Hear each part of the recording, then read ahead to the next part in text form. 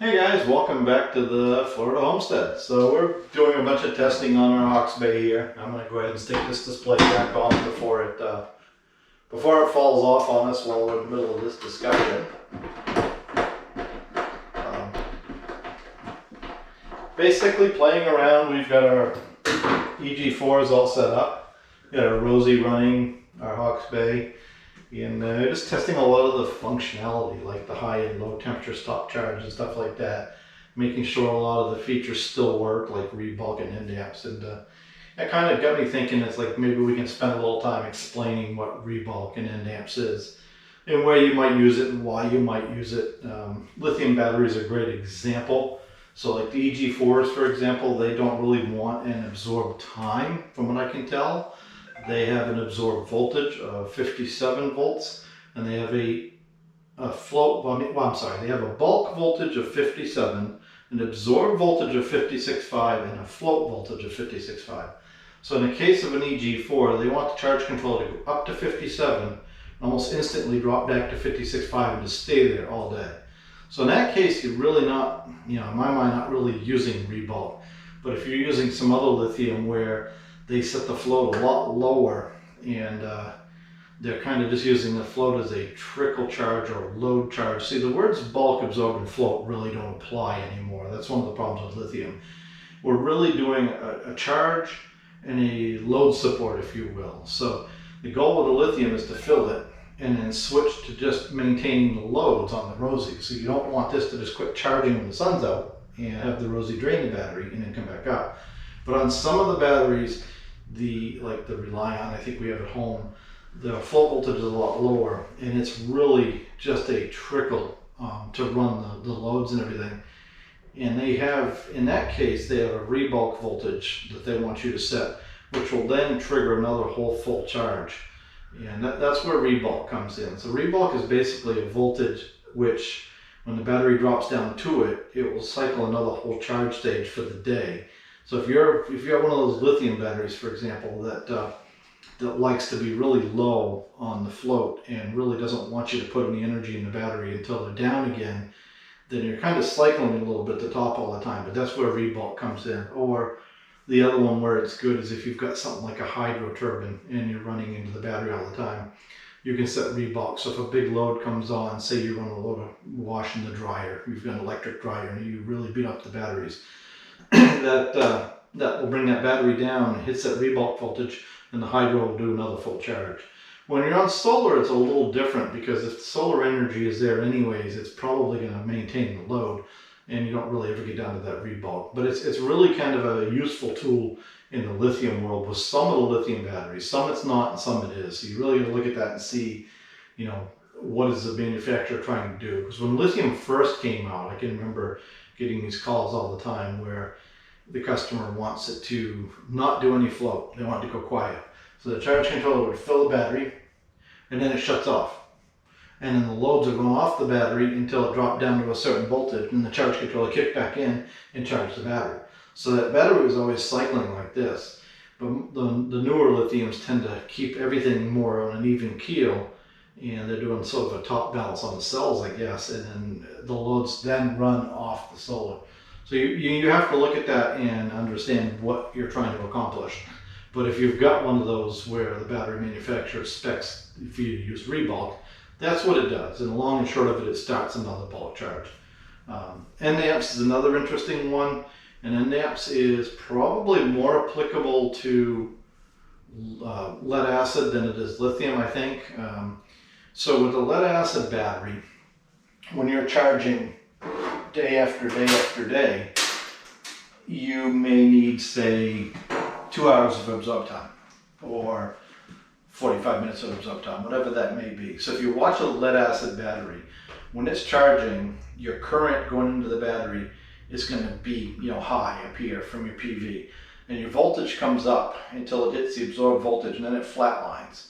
So let's say absorbed is set for 59 volts. The voltage climbs up to 59 and it flatlines at 59 for a period of time. That's called your absorb time. Now, if you watch the current goes up, and when it hits at 59, it will go for a while, and then the current will start to taper off. and it'll taper off and taper off and taper off as that time goes. So in a perfect world, that absorbed time will last until the current flatlines at the bottom.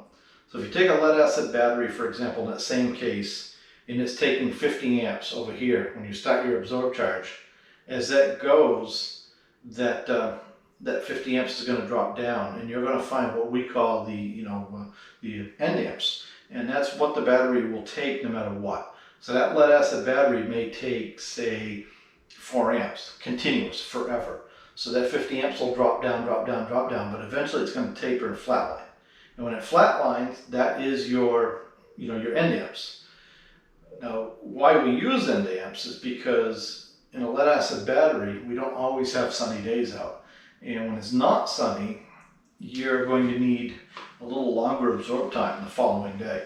So if it's sunny every single day, that amount of time it takes to ramp down to that acceptance current may be, say, 2 hours.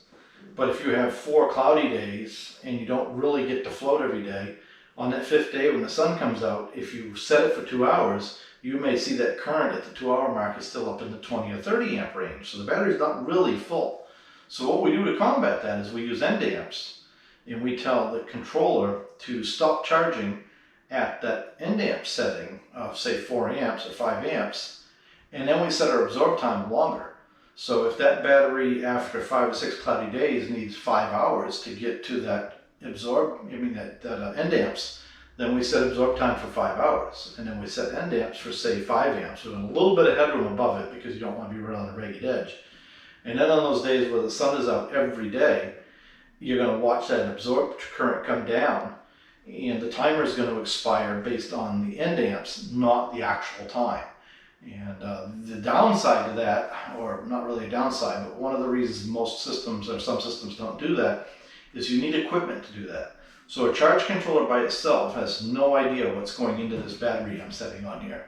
It's putting DC current into the bus, and the inverter over here is sucking that current out to run my freezer, my air conditioner, whatever the case be. Well, not my AC, it's like 80 in here right now. But it's running that. So the charge controller just knows, hey, I'm putting out 30 amps. I'm putting out 30 amps. And the inverter's over here saying, oh, I need 10 of that, so the battery's only getting 20. So you cannot really do end amps on the charge controller without extra equipment. So like in the Midnight equipment, it's a device called a Whiz-Bang Jr. I don't have one out here, but it's just a little circuit board that bolts on the shunt, connects to the charge controller with a single wire. Victron has like the smart shunt.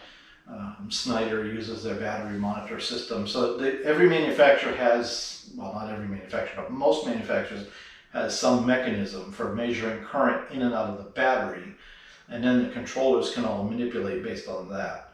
So that's where end amps really comes in. It's really a tool to allow you to set up that system with lead acid batteries, or if you've got a system that's at a camp or something where it's only used 2 or 3 times a year, again, that's a great feature.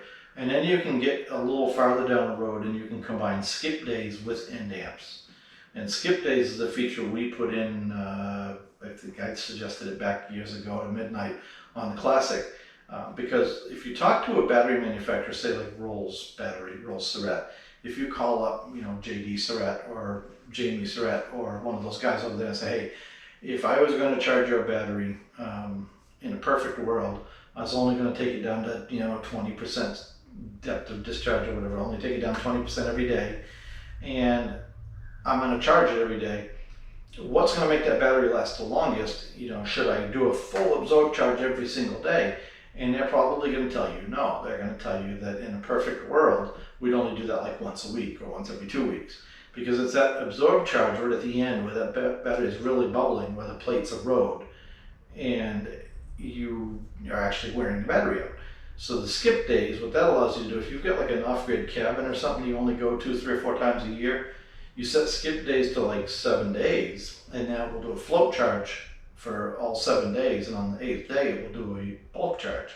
So if you combine that with Rebulk to initiate a new day if somebody gets there, so let's say like on day 3 you go up to your hunting camp and you start plugging it in the fridge and everything, and the battery voltage drops, now it's going to hit that Rebulk voltage and say, hey, we better do a new day because somebody's here. And you combine it with end amps, so when they do have a new day, it will terminate that charge early if needed, and then you're just getting the best of everything on that battery bank. So it's kind of, they all kind of mold together and work together, but it's one of those things where Rebulk is basically a lower voltage that will, when it falls below that voltage, it will trigger a new day, a new bulk charge for that controller and go through the whole algorithm again. End amps basically is a current. When the device falls below that current into the battery, it will terminate the absorbed charge then, based on current, not time. So it's a, it overrides the clock, if you will. And then skip days brought into that picture allows you to go, so many days between a full charge. It will still do a float charge, but it won't do a full charge. And you're not boiling that battery every single day. So the three really work together, especially on a lead acid battery. As we move into the lithium world, it gets way more interesting because, like I said, everyone's a little different. Like the EG4 I'm setting on here, I really like the way they do that because they want you to hit 57 volts, drop to 56.5 and just stay there. So the whole rest of the day, my controller is keeping the batteries top balanced and it's powering all of my loads. Like I said, in the early days, I remember some lithium batteries that really tried to get down into the weeds on, we'll stop charging until we get down to here and we'll start charging again. And the problem is if you're on a renewable energy system that's off grid, for example, we don't control when the sun's out. If you're charging that lithium, in a shopping center or off the grid or something like that as a backup for your freezer, a whole different ballgame. You can treat it however you want. But I think one of the things that I saw early days in the lithium world was that it was easy to look at a lithium battery, and say, hey, if I take it from all the way to here, I can get 120 amp hours out of it. But if you look at a lithium battery itself, not the assembly with the BMS, when it drops off on the lower end of voltage, it goes across and and it drops.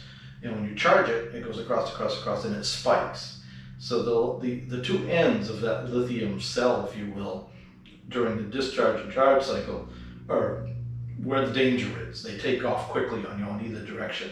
So if you stay in the middle of that range, it's a really flat line, which is why you cannot really use a battery voltage-based meter to tell state of charge on a lithium battery, because the line is so flat. It's also why all your new power tools, your new fancy M18 Milwaukee drill or skill saw, runs at the same speed all the way through that battery, and all of a sudden it's like, boom, shuts off. And like, why did my drill just shut? Oh, the battery's dead.